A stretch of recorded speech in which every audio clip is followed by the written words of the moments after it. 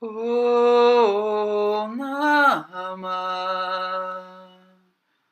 Namah Shivaya. Namah Shivaya. Hare Hare. Namah Om. Hara Om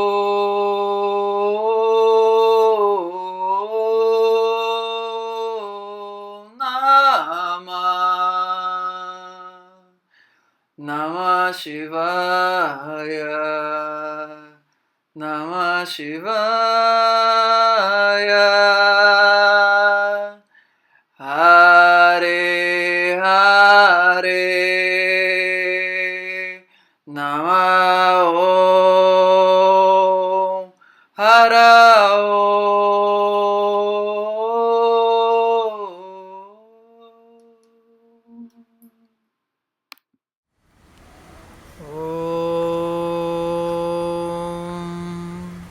Sahana Vavatu. Sahano Bhunaktu. Sahaviryam Karavavahai. Tejasvinavaditamastu. Ma Vidvishavahai. Om Shanti Shanti Shanti. Hari Om. Namaste. Now we are going to talk about the Trigunas, the MahaTriGunas. Tri is three. Gunas can be translated as qualities, properties, the inherent characteristics of one thing. So,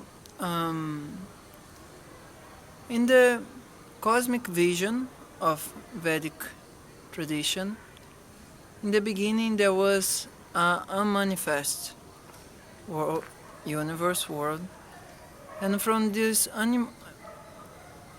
non-duality universe, it started to be two polarities, a subtler polarity and a grosser polarity, a consciousness and material polarity. And from this first duality, it merged a desire to become heterogeneous, to become multiple.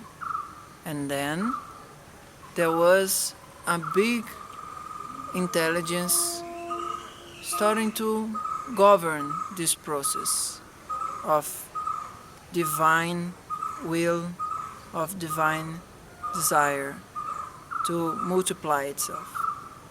And from this intelligence, this governance, there was the principle of heterogeneity, the ahamkara, the principle of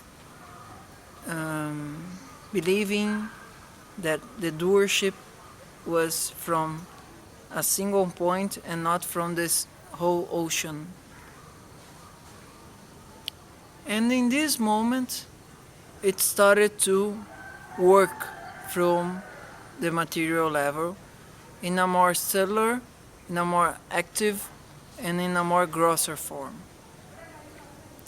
So, sattva means balance, equilibrium, harmony.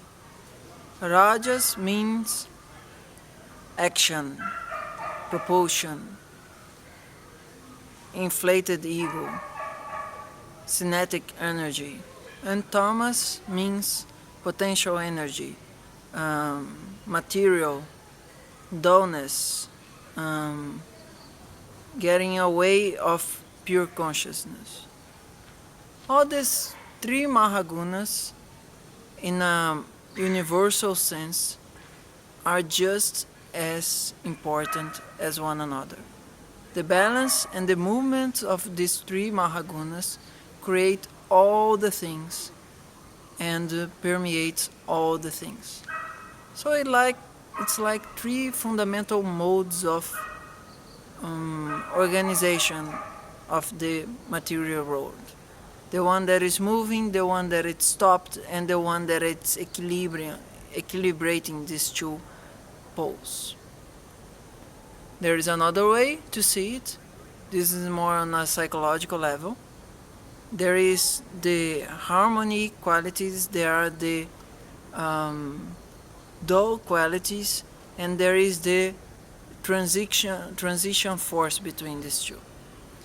So, in a cosmogonic perspective, sattva work as a balance between rajas and tamas.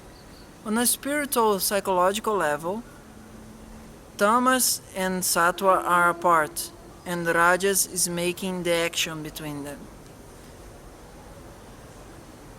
On a spiritual ground, it's advised in Vedic culture to increase sattva, firstly, because sattva has more purity of more transparency as one of its gunas. Tamas has the most dense quality, and on a psychic spiritual ground make us very materialistic, and it blocks us from feeling the divine presence. In this way, rajas make us very egoistic, in the sense that we are thinking that our ego is the most important and active role in the whole creation. So in the beginning, yoga proposed that we increase sattva vajaya in our minds, yoga and Ayurveda, so we can go beyond sattva. But this is more advanced level. If we take less intoxicating substances, if we take less gross and difficult to digest food, if we take more presence of spiritual persons, if we follow a specific daily routine, waking before the sun, going to sleep just after the sun, if we follow some general guidelines about how to be physically and mentally, psychologically healthy, we start to cultivate sattva around us, just like the sense, and we start to glow, because we increase tejas, brightness in our being. There is more lustrous in our presence. So this yellow ring that angels have in the Christian iconography, or the golden halo that saints are represented in pictures also, are the consequence of increasing sattva.